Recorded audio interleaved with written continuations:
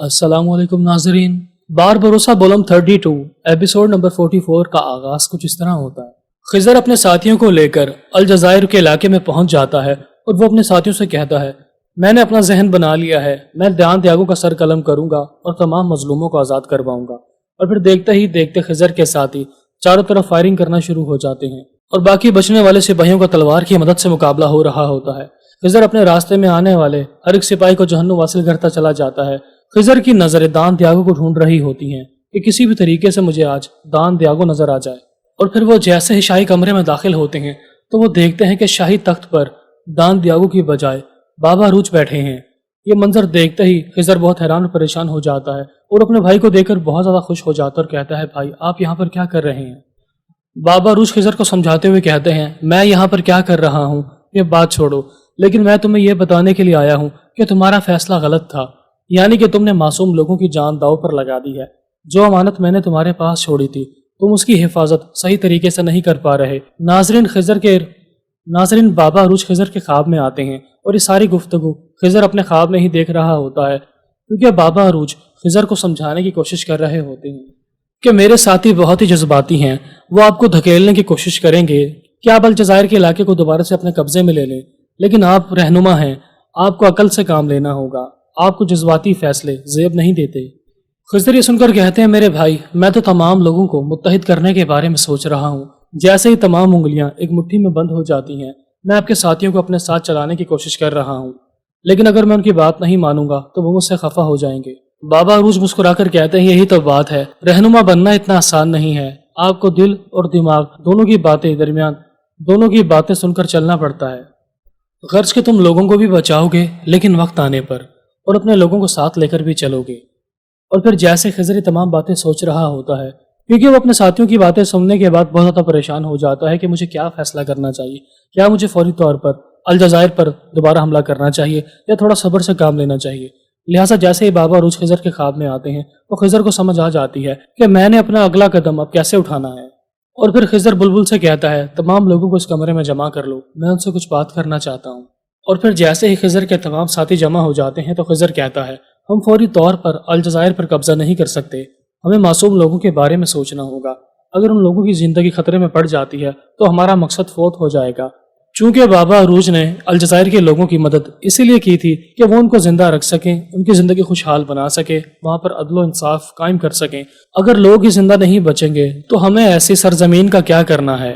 खिजर के साथ ये सुनकर परेशान हो जाते हैं और पूछते हैं, तो क्या हम अलजायर पर हमला करने के लिए नहीं जा रहे? खिजर जवाबन कहते हैं, हम जाएंगे, लेकिन वक्त आने पर, क्योंकि जहां तक मैं दान त्यागो को जानता हूँ तो मैं जिजल का इलाका कभी भी अलजायर के इलाके के बदले उन्हें वापस नहीं दे सकता। वो बेईमान लोग हैं, जरूर दान त्यागो ने कोई ऐसा मंसूबा बनाया होगा जिसके जरिए वो हमसे दोनों इलाके छीनने के बारे में सोच रहा होगा। और फिर खिजर अपने तमाम साथियों को समझाते हुए कहते हैं, लिहाजा मैं जो भी फैसला करूंगा सोच समझ कर करूंगा, मेरे फैसले के दरमियान जज्बात नहीं आएंगे, बल्कि यह फैसला अकल के मुताबिक किया जाएगा। लिहाजा हम अलजायर को बचाएंगे, लेकिन हम ये काम इतनी खामोशी से करेंगे कि हमारे दुश्मन को भनक भी नहीं पड़ेगी कि हमारा अगला कदम क्या होने वाला है, यानी मजलूम लोगों की जान भी बचाई जाएगी और किसी को मालूम भी नहीं होगा। क्योंकि अलजायर अब जमीन का टुकड़ा नहीं और ना ही कोई तख्त है, बल्कि अब यह हिस्सा हमारी इज्जत में शामिल हो चुका है। लिहाजा हमने किसी भी तरीके से अपनी इज्जत को बचाना है, यानी कि अलजायर को। दूसरी तरफ दान त्यागो गद्दार ताजिर से पूछ रहा होता है कि क्या कैदियों ने खिजर का नाम लेना छोड़ा है? क्या वो उसकी खिलाफ वर्जी करने के लिए आमादा हो चुके हैं? ताजिर जवाबन कहता है, नहीं हजूर, वो अभी तक खैरुद्दीन बार भरोसा का नाम पुकार रहे हैं। उन्हें अब भी लगता है कि खिजर उनकी मदद करने के लिए आएगा और आपको तख्त से उतार कर अलजायर के तख्त पर कब्जा कर लेगा। ये तो महज हमारे कैदियों का सिर्फ एक ख्वाब है जो कि कभी भी पूरा नहीं हो सकता, क्योंकि अगर खिजर यहाँ पर हमला करने के लिए आता है तो वो अच्छे तरीके से जानता है कि वो दूसरी तरफ जिजल के इलाके को खो देगा, लिहाजा वो इतनी बड़ी गलती नहीं कर सकता। और फिर गद्दार ताजिर दान त्यागो से कहता है, आपने मुझसे वादा किया था कि जैसे ही मैं आपके अलजायर को फतह करवाने में मदद फराहम करूंगा तो आप मुझे इस इलाके का अमीर बनाएंगे। अब आपका वादा पूरा करने का वक्त आ चुका है। दान त्यागो ये सुनकर तंज करते हुए कहता है, अमीर कभी नहीं, क्योंकि तुम चंद कैदियों से ये तो नहीं मनवा सके कि वो खैरुद्दीन बार भरोसा का साथ देना छोड़ दें, तो तुम इस इलाके में रहने वाले लोगों को अपने काबू में कैसे रखोगे? इससे पहले कि दोनों में मजीद बहस छिड़ पाती, इसी दौरान रोजा वहां पर पहुंच जाती है और वो दान त्यागो से कहती है कि हमारे बादशाह शालगिन का बहरी बेड़ा इस इलाके के करीब आने वाला है, यानी कि कल सुबह उनका बहरी जहाज हमारी मदद करने के लिए इस इलाके में पहुंच जाएगा। ये सुनते ही दान दियागो बहुत ज्यादा खुश हो जाता है कि अब तो बादशाह के सिपाही भी हमारी मदद करने के लिए यहाँ पर पहुंचने वाले हैं। और फिर वो गद्दार ताजिर से कहता है, तुम कैदियों के दिल दिमाग से एक चीज भुलवा दो, यानी कि खैरुद्दीन बारबरोसा का नाम, तो फिर मैं तुम्हें इस इलाके का अमीर बना दूंगा।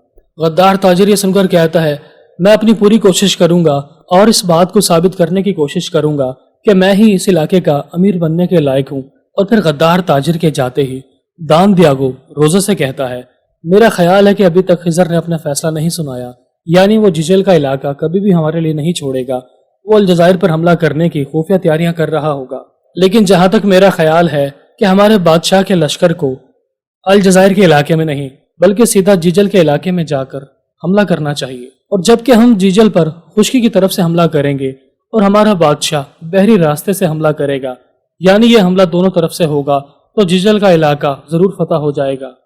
रोज़ा ये सुनकर कहती है, आपका मंसूबा बहुत ही शानदार किस्म का है, लिहाजा मैं ये पैगाम लेकर अपने शहंशाह से मुलाकात करने के लिए जाऊंगी और आप यहीं पर रुक कर हमारे इलाके की हिफाजत करेंगे, वरना खिजर आपकी गैर मौजूदगी से फायदा उठाकर इस इलाके को फतह करने की कोशिश कर सकता है।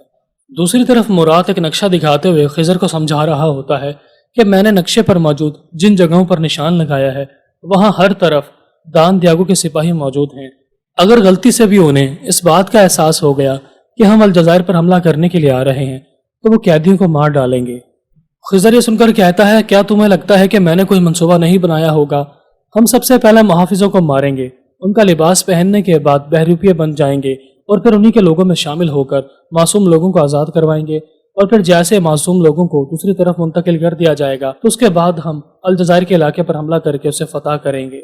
अभी खिजर और मुराद आपस में बातचीत कर रहे होते हैं। इसी दौरान पैरी एक पूरी खबर लेकर वहां पर पहुंच जाता है कि मेरे जासूसों ने मुझ तक ये खबर पहुंचाई है कि हस्पानवी शहनशाह एक बहुत बड़ा जहाज लेकर जिजल के इलाके पर हमला करने के लिए आ रहा है। खिजर ये सुनकर कहता है, इसका मतलब मैंने जो फैसला किया था वो बिल्कुल ठीक किया था। अगर मैं अलजायर के बदले जिजल का इलाका उनके हवाले कर देता तो फिर ये जहाज अलजायर के इलाके में जाता और हमें तबाह बर्बाद करने की कोशिश करता। इसका मतलब ये है कि दान दियागो पहले ही अपने शहंशाह से मुलाकात करके मदद के लिए बातचीत करके आ चुका था। अगर हम अलजायर के इलाके में होते तो हमारा मुकाबला शहंशाह से अलजायर के इलाके में होता। अब चूंकि हम जिजल के इलाके में हैं तो अब हमारा मुकाबला यहीं पर होने वाला है। मुराद ये सुनकर परेशान होकर पूछता है, अब हम क्या करेंगे? खिजर जवाबन कहता है, परेशान होने की जरूरत नहीं है, हमने जो मंसूबा बनाया था सारा काम वैसा ही होगा, बस फर्क सिर्फ इतना होगा कि हम दो हिस्सों में तकसीम हो जाएंगे। बुलबुल और पैरी मिलकर अलजायर के इलाके की तरफ जाएंगे और पहरेदार सिपाहियों को जहन्नुम वासिल करने के बाद उनका लिबास पहन लेंगे और मैं, मुराद और यार अली मिलकर हस्पानवी शहंशाह के बहरी जहाज को रोकने की कोशिश करेंगे। और फिर जैसे ही हम हस्पानवी शहंशाह के जहाज को तबाह और बर्बाद करने में कामयाब हो जाएंगे तो फिर हमारी मुलाकात अलजायर के इलाके में होगी और फिर हम दोनों मिलकर दान दियागो का सर कलम करेंगे। ये दान दियागो के लिए इतना बड़ा धचका होगा कि वो कभी सोच भी नहीं पाएगा कि उसका सारा मंसूबा उसके सर पर कैसे उलट दिया गया है। नाजरीन, इसके बाद आप देखेंगे कि दान दियागो एक नक्शे की तरफ देख रहा होता है तो रोजा उससे पूछती है, आप नक्शे में क्या देख रहे हैं? दान दियागो जवाबन कहता है, मिस्र। सुल्तान सलीम यावुज ने मिस्र के इलाके को फतह कर लिया है। रोजे सुनकर कहती है, तो इसका मतलब ये है कि कुदस पर भी उस्मानियों ने कब्जा कर लिया है, यानी कि हमारी मुकद्दस सरजमीन हमारे हाथ से निकल चुकी है। दान दियागो सुनकर कहता है, और सिर्फ इतना ही नहीं, यावुज सुल्तान सलीम ने ना सिर्फ मिस्र को फतह किया है, अगर वो अलजायर के इलाके को भी फतह करने में कामयाब हो जाते हैं तो इस तरह उनका बहरे रूम पर कब्जा हो जाएगा और आहिस्ता आहिस्ता मशरकी और मगरबी इलाके उनकी ताकत में शामिल होना शुरू हो जाएंगे और फिर खुश्की और बहरी रास्तों पर सिर्फ उस्मानियों की हुकूमत होगी।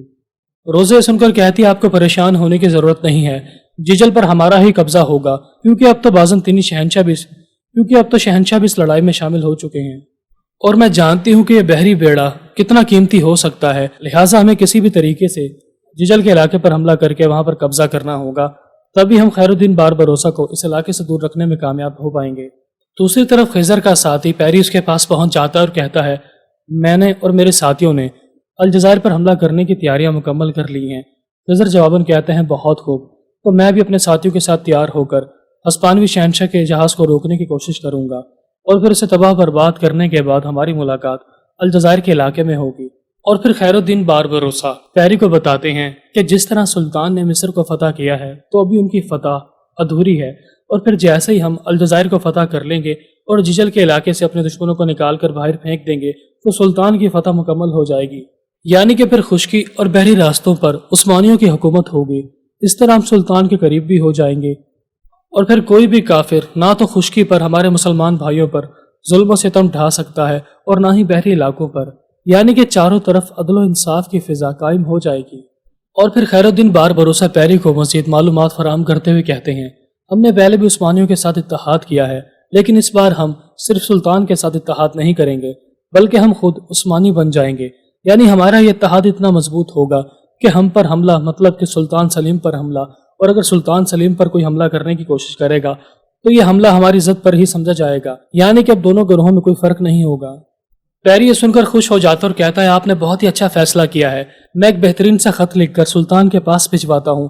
سلطان تو پہلے ہی آپ سے بہت زیادہ خوش ہیں اور اکثر آپ کی تعریف کرتے رہتے ہیں، اور پھر جیسے ہی انہیں اس اتحاد کی خوشخبری ملے گی تو وہ آپ کی مدد فراہم کرنے کے لیے کسی بھی حد تک پہنچ جائیں گے۔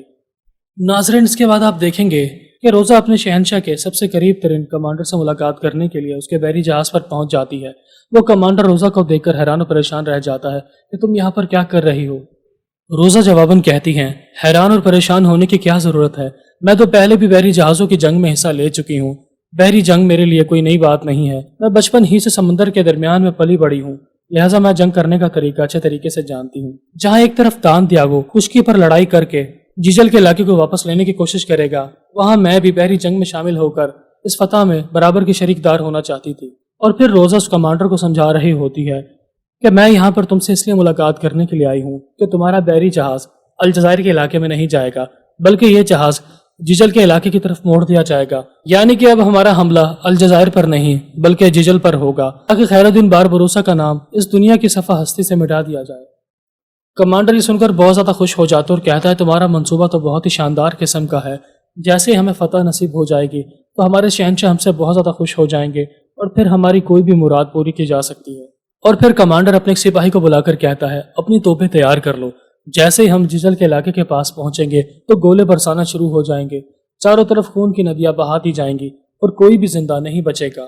ایک طرف خیر الدین بار بھروسہ کے دشمن مل کر خیر الدین بار بھروسہ کا نام صفحہ ہستی سے مٹانے کی کوشش کر رہے ہوتے ہیں، تو دوسری طرف خضر اپنے ساتھیوں کے ساتھ مل کر ایک نقشے کو دکھاتا ہوا چھوٹے چھوٹی بحری جہاز کے نمونے رکھتا ہے اور کہتا ہے، اگر ہمارے دشمنوں کو ذرا سا بھی اس بات کا احساس ہو گیا کہ ہم ان کے قریب پہنچ چکے ہیں تو وہ ہمیں زندہ نہیں چھوڑیں گے، کیونکہ ہوا کا رخ آج ہمارے مخالف ہوگا اور ان کے بحری جہاز تیز رفتاری کے ساتھ ہمارے علاقے کی طرف آ رہے ہوں گے، لہٰذا ہمیں ہوا کو چیرتے ہوئے ان کے قریب جانا ہوگا اور انہیں ذرا بھی اس بات کا احساس نہ ہو، کیونکہ ہم قریب جا کر ہی ان کے جہازوں کو تباہ برباد کر سکتے ہیں۔ اس سے پہلے کہ وہ ہمارے علاقے پر حملہ کرنے کے لیے آگے بڑھیں، ہمیں فوری طور پر سمندر کے وسط میں پہنچنا ہوگا اور ان کے جہازوں کو تباہ و برباد کرنے کی کوشش کرنی ہوگی۔ مراد یہ سن کر کہتا ہے، ہم ان کے قریب کیسے جا سکتے ہیں؟ خضر جواباً کہتا ہے، اگر ہم اس لڑائی میں دان دیاگو کے بحری جہاز کا استعمال کریں جو کہ ہم نے چرائے تھے تو پھر ہم ان کے قریب جا سکتے ہیں، کیونکہ وہ ایک ہی صورت میں ہمیں اپنے قریب آنے دے سکتے ہیں اگر انہیں کسی بھی طریقے سے اس بات کا احساس ہو جائے کہ یہ جہاز دان دیاگو کا ہے، ہمارا نہیں۔ کیونکہ ایک طرف پیری اپنے ساتھیوں کے ساتھ الجزائر میں موجود بے گناہ لوگوں کی جان بچا رہا ہوگا، تو دوسری طرف ہم ہسپانوی شہنشاہ کے بحری جہازوں پر حملہ کریں گے، لیکن ہمارا یہ حملہ اتنا طاقتور اور اچانک ہونا چاہیے کہ انہیں سنبھلنے کا موقع نہ ملے۔ اگر غلطی سے بھی ہمارا حملہ ناکام ہو گیا تو ہمیں اس کا خمیازہ بھگتنا پڑے گا، یعنی کہ نہ تو ہم الجزائر کو واپس لینے میں کامیاب ہو پائیں گے اور نہ ہی جیجل کے علاقے کی حفاظت کرنے میں کامیاب ہو سکیں گے۔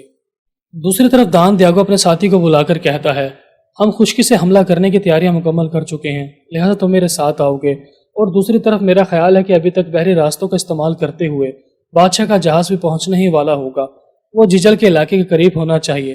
بلاخر دیکھتے ہی دیکھتے دوسری طرف بلبل اور پیری مل کر پہرے دار سپاہیوں کو جہنم حاصل کرنے میں کامیاب ہو جاتے ہیں، جو کہ جنگل میں پہلے ہی سے گھات لگا کر بیٹھے ہوئے ہوتے ہیں۔ اور پھر پیری بلبل سے کہتا ہے، ان سپاہیوں کا لباس پہن لو، کیونکہ بہت ہی جلد ہمارا مقابلہ مزید پہرے دار سپاہیوں سے ہونے والا ہے۔ ہمارے اس علاقے میں آنے کا صرف اور صرف ایک ہی مقصد ہے کہ ہمیں کم سے کم لڑنا ہے، اور ہماری اول ترجیح یہی ہوگی کہ ہم قیدیوں کو آزاد کروا لیں۔ دوسری طرف جیسے ہی بحری کمانڈر روزہ سے ملاقات کرنے کے لیے آتا ہے تو انہیں بتاتا ہے کہ دان دیاگو تو بہت ہی اچھا انسان ہے، اس نے ہمارا بہترین استقبال کرنے کے لیے اپنے بحری جہازوں کو یہاں پر بھیج دیا ہے۔ یہ سنتے ہی روزہ پریشان ہو جاتی ہے اور کہتی ہے، ایسا نہیں ہے، اگر اس کی کوئی بحری جہاز یہاں پر آنے والے ہوتے تو وہ مجھے پہلے ہی بتا چکا ہوتا، یہ ضرور کوئی اور ہوگا۔ اور پھر روزہ بھاگتی ہوئی بحری جہاز کی چھت پر چڑھ جاتی ہے، اور پھر وہ جیسے ہی دوربین کی مدد سے قریب آنے والی بحری جہازوں کا معائنہ کرتی ہے تو کہتی ہے لعنت ہو، یہ تو خضر ہے، اس نے اپنے جہازوں کو بالکل اسی طریقے سے تیار کیا ہے جیسے دان دیاگو اپنے جہازوں کو تیار کرتا ہے۔ یہ سنتے تمام ساتھی پریشان ہو جاتے اور کہتے ہیں روزہ، اگر تم نہ ہوتی تو یہ جہاز قریب آ کر ہم پر حملہ کرتے اور ہم تو تباہ و برباد ہو جاتے۔ آخر کار ایڈمرل یہ تمام باتیں سن کر پریشان ہو جاتا اور کہتا ہے فوری طور پر توپیں تیار کر لو۔ اور پھر جیسے ہی ایڈمرل کے سپاہی توپیں لگانے کی تیاری میں مصروف ہو جاتی ہیں تو انہیں بہت دیر ہو جاتی ہے اور روزہ سمجھ جاتی ہیں کہ اب تو حالات ہمارے ہاتھ سے نکل چکے ہیں۔ اور پھر خضر یہ سارا تماشا دور کھڑا دیکھ رہا ہوتا ہے اور پھر وہ مسکرا کر کہتا ہے حملہ کرنے کے لیے توپیں باہر نکال لو، اور میرے اشارہ کرنے پر ہی دشمن پر قیامت ٹوٹ پڑے گی۔ بالآخر خضر بغیر کسی تاخیر کے بسم اللہ پڑھ کر حملہ کرنے کا اشارہ کر دیتا ہے، اور دیکھتے ہی دیکھتے خضر کے جہاز سے خطرناک قسم کی توپوں کی چلنے کی آوازیں آنا شروع ہو جاتی ہے۔ ناظرین، ایپیسوڈ نمبر 44 کا اختتام ہوا۔ ملتے ہیں اپنی نیکسٹ ویڈیو کے ساتھ جو کہ تھوڑی دیر کے بعد ہمارے چینل پر اپلوڈ کر دی جائے گی۔ تب تک اپنا خیال رکھیے گا۔ اللہ حافظ۔